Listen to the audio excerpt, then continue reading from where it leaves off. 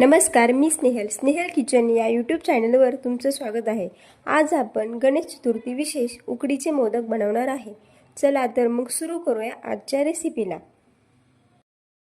उकडीचे मोदक बनवण्यासाठी मी इथे 1 वाटी ओल्या खोबऱ्याचा किस घेतला आहे, त्यानंतर 1 वाटी गूळ घेतला आहे आणि थोडं तूप, त्यानंतर 1 चमचा खसखस आणि केसर। तसंच उकड काढण्यासाठी मी इथे 1 वाटी तांदळाची पिठी घेतली आहे। सर्वप्रथम मी इथे जी खसखस घेतली आहे 1 चमचा, ती थोडीशी भाजून घेणार आहे, म्हणजे एकदम हलकीशी। 1-2 मिनिट फक्त आपल्याला ही भाजून घ्यायची आहे।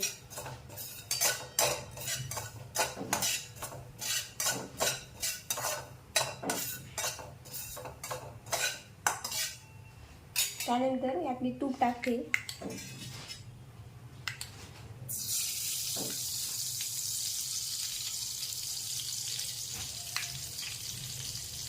आणि आपला हा ओल्या खोबऱ्याचा किस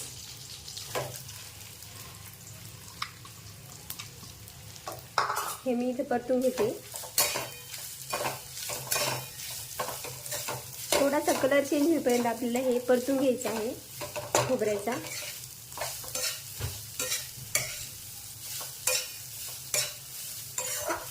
त्यातलं थोडंसं नॉर्मली पाणी बाहेर जाऊपर्यंत आपल्याला हे परतून घ्यायचं आहे।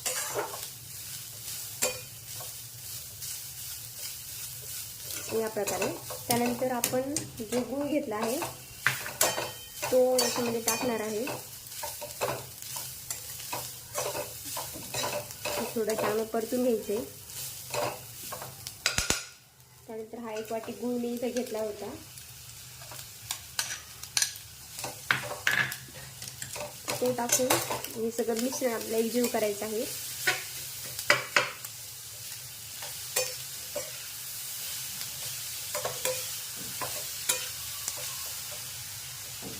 या प्रकारे गूळ पूर्ण मिक्स झाल्यानंतर आपल्याला हे 4 ते 5 मिनिट शिजून घ्यायचं आहे। त्याने जे हे गुळाला पाणी सुटलं आहे ते कमी होईल, त्यामुळे हे 5 ते 6 मिनिट आपल्याला हे शिजून घ्यायचं आहे। उकडीचे मोदक बनवण्यासाठी मी इथे 1 वाटी ओल्या खोबऱ्याचा किस घेतला आहे, त्यानंतर 1 वाटी गूळ घेतला आहे आणि थोडं तूप, त्यानंतर 1 चमचा खसखस आणि केसर। तसंच उकड काढण्यासाठी मी इथे 1 वाटी तांदळाची पिठी घेतली आहे। सर्वप्रथम मी इथे जी खसखस घेतली आहे 1 चमचा, ती थोडीशी भाजून घेणार आहे, म्हणजे एकदम हलकीशी। 1-2 मिनिट फक्त आपल्याला ही भाजून घ्यायची आहे।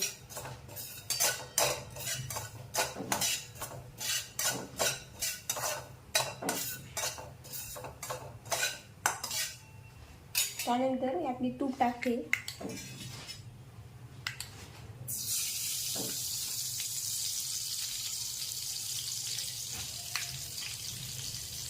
आणि आपला हा ओल्या खोबऱ्याचा किस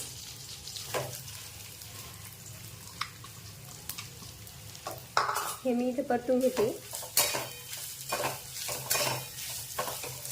थोडासा कलर चेंज होईपर्यंत आपल्याला हे परतून घ्यायचं आहे खोबऱ्याचा।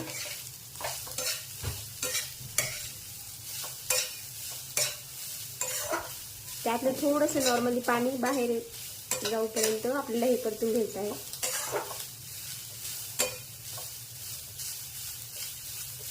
या प्रकारे त्यानंतर आपण जो गूळ घेतला आहे तो याच्यामध्ये टाकणार आहे।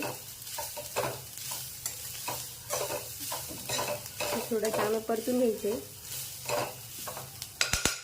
त्यानंतर हा 1 वाटी गूळ मी इथे घेतला होता,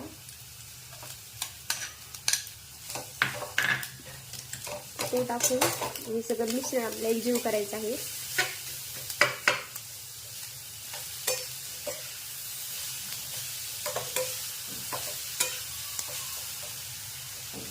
या प्रकारे गूळ पूर्ण मिक्स झाल्यानंतर आपल्याला हे 4 ते 5 मिनिट शिजून घ्यायचं आहे।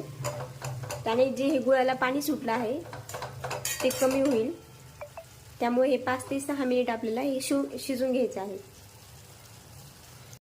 या प्रकारे पाहू शकता तुम्ही आपले हे सारण कोरडे झाले आहे चांगलं, आणि आपले हे सारण इथे तयार झाले आहे। आता आपण हे एका बाउलमध्ये काढून घेऊ।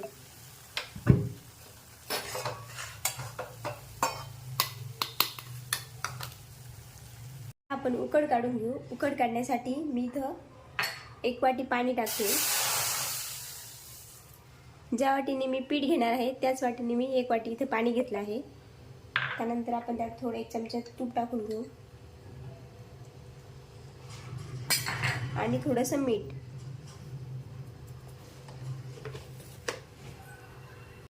त्यानंतर आपण जी ही 1 वाटी पिठी घेतली आहे ती आपण याच्यामध्ये टाकणार आहे.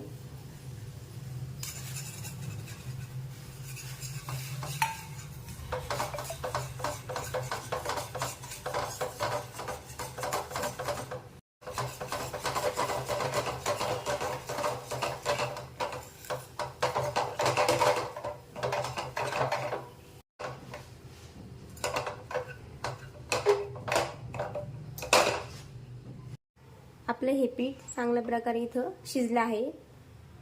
चांगलं वाफवून घेतलं आहे आपल्याला. आता आपण हे एका ताटामध्ये काढून घेऊ. गरम असतानाच आपल्याला चांगलं मळून घ्यायचं आहे. एक चकाकी येऊपर्यंत आपल्याला हे पीठ चांगलं मळून घ्यायचं आहे. गरम असतानाच हे एकजीव करायचं आहे चांगलं. तुम्ही हाताच्या साहाय्याने किंवा वाटीच्या साहाय्याने एकजीव करू शकता.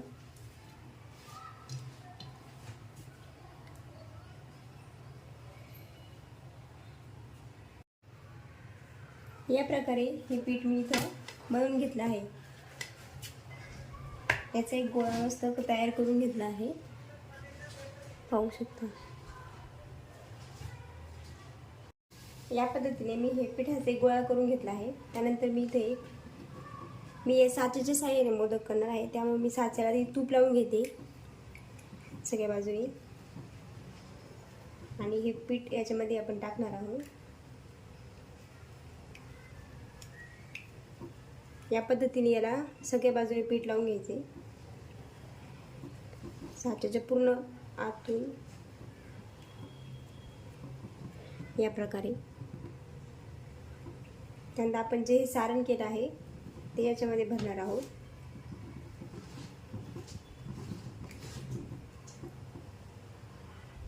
आणि वरून पुन्हा याला आपण हे असं पिठाने पॅक करणार आहोत.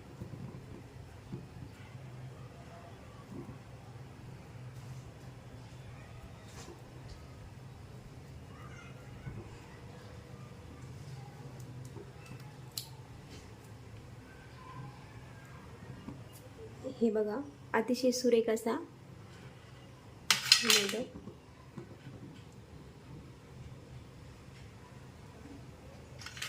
अशाच प्रकारे आपण बाकीचे मोदक करून घेऊ. या पद्धतीने मी हे सगळे मोदक करून घेतले आहे. त्यानंतर हे मी इथं वाफवून घेणार आहे. इथं या केळ्याच्या पानावर हे मोदक ठेवते वाफवून घेण्यासाठी. त्याला मी आधी तूप ग्रीस करून घेतलं आहे.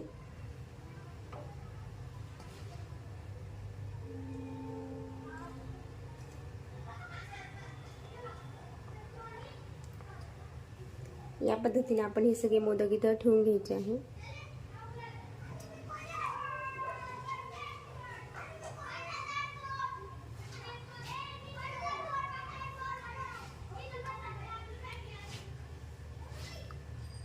ओके. आणि इथं आपल्याला झाकण ठेवून हे 5 ते 10 मिनिट वाफवून घ्यायचे आहे. हे आपल्याला 5 ते 10 मिनिटं वाफवून घ्यायचे आहे एक झाकण ठेवून. मीडियम गॅसवर आपल्याला हे वाफवून घ्यायचे आहे. या प्रकारे आपले इथे हे मोदक तयार आहे. मी आता हे एका प्लेटमध्ये काढून घेते. मस्त झाले आहे. याला केसरचा जो कलर आहे तो पण खूप छान आला आहे. तुम्ही पाहू शकता.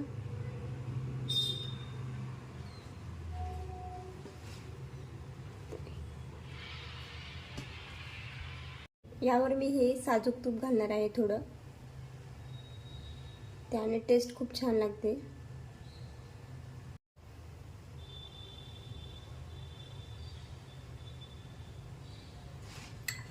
या पद्धतीने आपले उकडीचे मोदक तयार आहे. तुम्हाला माझी रेसिपी आवडली असेल तर लाईक आणि कमेंट जरूर करा.